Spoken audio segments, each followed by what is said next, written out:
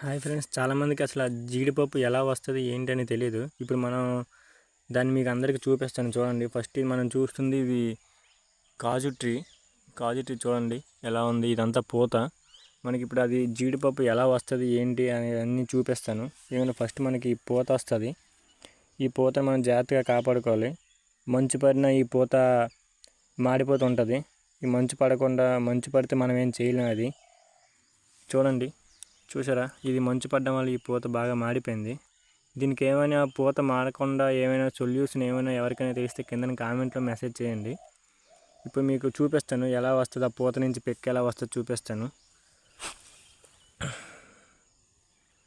చూడండి ఫ్రెండ్స్, చూసారా, చిన్న పెక్క వచ్చింది ఆ పూత నుంచి.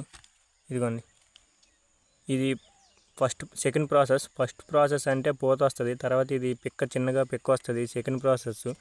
ఇప్పుడు మీకు దీని తర్వాత ఈ పెక్క ఎలా పెరుగుతుంది ఏంటని చూపిస్తాను చూడండి. చూసారా ఫ్రెండ్స్, ఇదండి, ఇది పెక్క అలా పెరుగుతుంది. చూసారు కదా, ఈ పెక్క అలా పెరిగి కొద్దీ ఇంకా అలా చూడండి, ఆ పైన గ్రీన్ కలర్ ఉంది కదా, అది పండు అవుద్ది, ఇంకా పెరుగుతుంది. ఈ కిందది ఉన్నది జీడి పెక్క, దీని లోన అనేది మనకు పప్పు ఉంటుంది, జీడిపప్పు. అది ఇంకా పెరుగుతుంది. ఇంకా అలా పెరిగింది. నెక్స్ట్ ప్రాసెస్ చూపిస్తుంది చూడండి, అది ఎలా పెరుగుతుంది ఏంటని. చూడండి ఫ్రెండ్స్, ఇది ఇంకా పెరుగుతుంది. చూసారా, దానికంటే ఇది ఎలా పెరుగుతూ ఉంది. ఇదిగోండి చూడండి, ఈ పక్కన ఇంకా అవ్వలేదు, అది ఇంకా పచ్చి పెక్క. చూసారా ఫ్రెండ్స్, ఇప్పుడు మనకి ఈ స్టేజ్ నుంచి అలా పండు అవుతూ ఉంటుంది.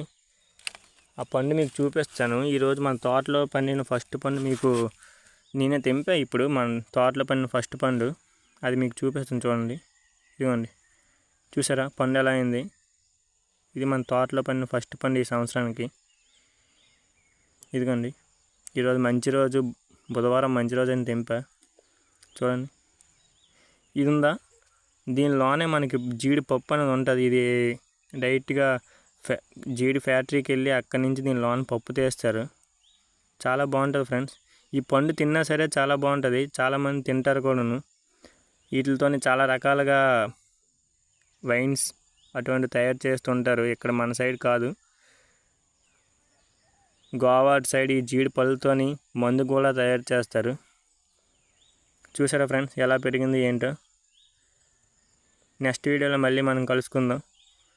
మీ అందరికీ ఒక క్వశ్చన్, అసలు మంచు పడేటప్పుడు జీడి పూత మనకి మాడిపోతూ ఉంటుంది. ఇది మాడకుండా ఉండడానికి ఏమైనా ఉంటే చెప్పండి ఫ్రెండ్స్.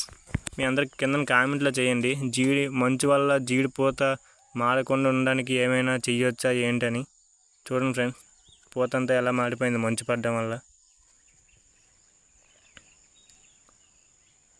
చూసారా, ఎవరికైనా తెలిస్తే కింద కామెంట్ చేయండి.